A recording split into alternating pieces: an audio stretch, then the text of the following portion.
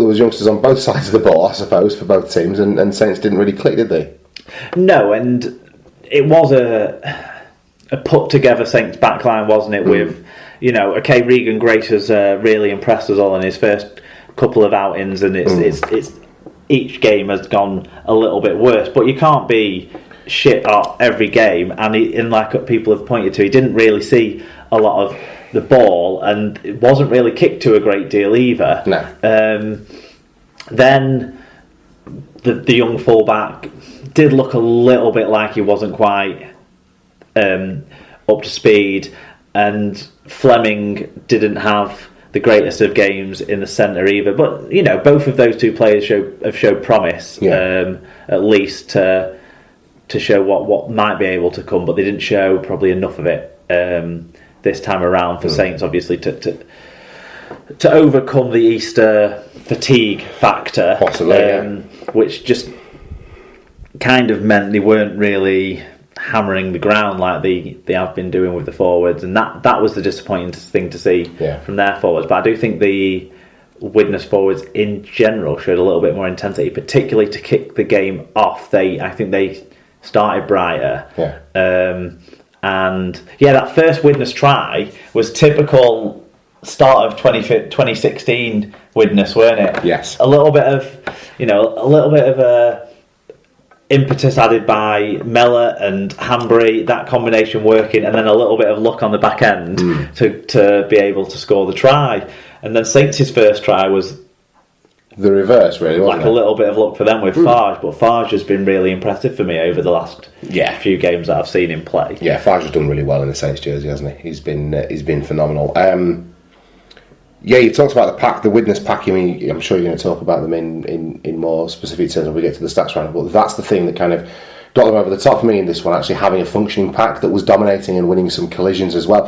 What I'm trying to work out in my mind is whether or not this result is an outlier, or whether or not this represents... So does this represent an uptick for Widnes, or is it a fluke that they came up against the Saints side that weren't at the races and a bit patched up? And I can't quite land it. I don't know. I can't land me plane. A little...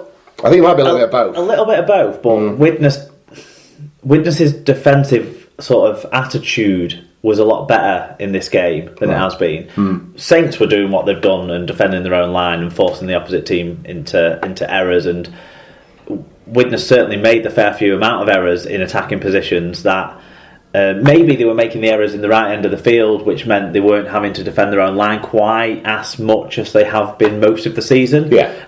Which made they were, even after the long hard Easter, meant they were able to defend their own line a little bit better. Particularly the second half, it felt maybe a bit like that. But and then the other young player to talk about, we haven't really given him his dues yet, is the young big-eared Walker. Yeah, he'd be. Just imagine how quick he'd be if it weren't for aerodynamics. He certainly won't miss a hold call or anything like, or a tackle 5 call, will he? So he'll get the ball into the right hands. But it was that. Hope not. It was that tackle, weren't it, that he put in on. Was it Swift? It was Swift, yes. Under the posts. Yeah. That led to the kick, and that try, the second Norvan try, was a very, very well worked step move. Yeah. And they dissected it very well on the Sky footage. And that was about as athletic as I think you've seen Patrick Arvan be in a number of years, really, wasn't he? I think he got both feet off the ground for that one, didn't he? No, that was the one where he dived through. The second one, yeah. The second one was the one where he went through sort of close to the ground. Right, yeah. And Physical stuff. Flying. Do you remember that try he scored for you lot against us? At Odsall, where he jumped up, took it in the air and basically cartwheeled on the way down. Yes. Put it down. Yeah, he was one of a number of replacement Vinocolos that never quite panned out for us in that period of time, wasn't he, Paddy Arvan? Anything more to say on either of the two sides? No, it was just average, wasn't it? I mean, I think we sometimes try and spruce games up and go, it was a bit scrappy, but I enjoyed that, and that's fine. It's good entertaining rugby league, and rugby league is the more entertaining sport when we're talking about games like this than most other football. It was better than Thursday when we didn't have a game to watch. Exactly, precisely. But it's more entertaining than football, and even when it's scrappy, it's more entertaining than pretty much every sport out there, as far as I'm concerned. So no, not a tremendous amount more to say on it than that. Other than I hope Widnes kick on, because I like Widnes as a club, and they do run themselves.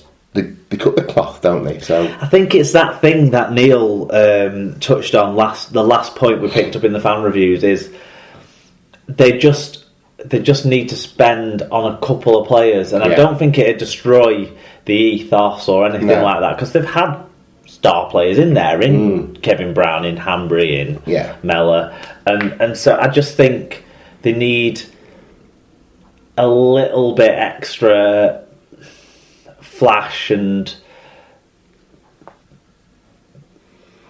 something that extra bit of, I don't want to say X factor, but that.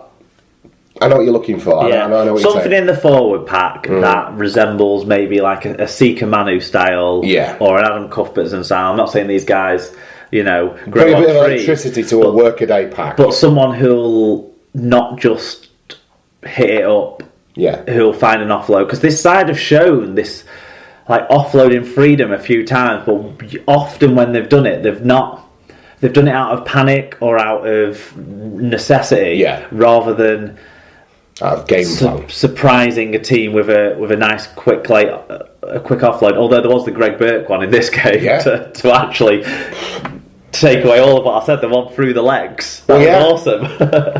But it's not happening often enough, is it? It doesn't give them that dynamism in the pack, and they're easily legislated for, aren't they? What did the stats tell us on this one? Okay, so stats were very close, barely anything in the ground gained, and just one extra break for the Vikings. The key stat wins were the 4 fewer errors in the 12 to 16 count, and the 96%, which was 2.5 better than the Saints, better team tackle overall. And I think that tackle success underpinned them, the win. There you go. Individually, who stood out for us then? We've talked about Pat Arvan a few times. 2 tries, 147 metres. It was his best game so far this season, you would suggest. Matt Whitley came off the bench, 43 tackles, 0 missed tackles. So he put in a lot of work. He's a young man, not the biggest frame in the forward pack, runs neat lines and puts it in defence here, so that's good to see. Reece Hanbury, 152 metres, 3 successful offloads. Chris Houston, 112 metres, and Gil Dudson, 107 metres. I was impressed with Gil, other than his facial hair. Yeah, I'm not a fan of the handlebars. Either go full whack and have it curled up and everything when you're on the field, or keep it a bit toned down and don't have it quite so shabby when it's on the. I don't know. Bushy. Yeah, it's a bushy tash, isn't it? Okay, for St Helens, did anybody make the stats roundup? Well, Ricky Bailey, we've talked about some Can't hear his name without thinking of Ricky Bobby off time. The Talladega Nights movie. Yeah, I go Ricky Bobby. We talked about some of the mistakes or positioning issues or whatever that made him not quite look the full article yet, but he got his hands on the ball quite a lot. Did make a couple of clean breaks, couldn't convert them into any real chances, but 162 metres for him was what, like I was saying, the promise that he showed. John Wilkin, 56 tackles, 13 marker tackles, was a tough shift from the old fella, but still some grubby, unnecessary frustration penalties right at the end that just underlined what he isn't anymore.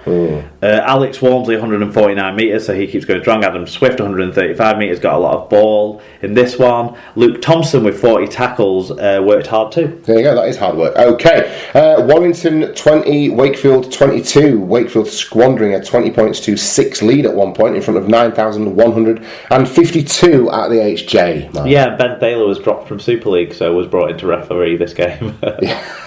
Well, he was moved to he was impressed by the way he refereed Derby games, so they put him on the Derby in the Cup, but they had to bring him back into this. Dear.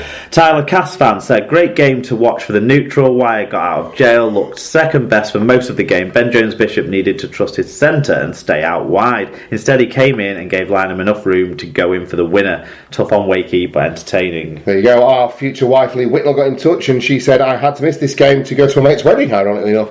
I checked the score on my phone when we all dropped our heads to pray, and we were 8 points down with 10 left. I looked up at a statue of Jesus and I said to myself, we'll need a miracle here. When I checked my phone again, we got one. Can I get an amen? That's the power of prayer for you, Lee. Paul Ludo Lewis finishes with Wire won with the King Cobra playing. How? What? Why? Oh, Bentham was ref. What's Bentham? I thought Thaler was ref. Thaler refereed it. Mystery solved. Although the bigger mysteries are how Wakefield managed to lose that one, and what did Kurt Gidley eat at the Last Supper? Well done to L'Oreal Atkins, who finally scores a brilliant and legitimate try, and then doesn't even celebrate it one bit. There's a lot to unpack in that last bit. I think we've got a lot of in gags there. But cheers, Paul. That's fine. I haven't seen much of this apart from the tries with the way my weekend panned out. So I'm hoping you've seen a bit more than I have. I did that thing where you record it when you're out and then you're getting in, you watch it, but you fast forward through any scrums and penalties and stuff like that. So I don't know about any sort of controversial stuff, but Wakefield were their own worst enemies, really. They missed on a couple of opportunities that would have probably seen them win this game. I'm thinking there was one right at the end of the first half where did Jacob Miller make the break, and there was just a lack of support, really, that was able to finish it off. There was the Tom Johnston knock on when the line was begging. Right. I think that was the first half too, and they really could have seen it, won in the first half when Wire were not playing particularly well.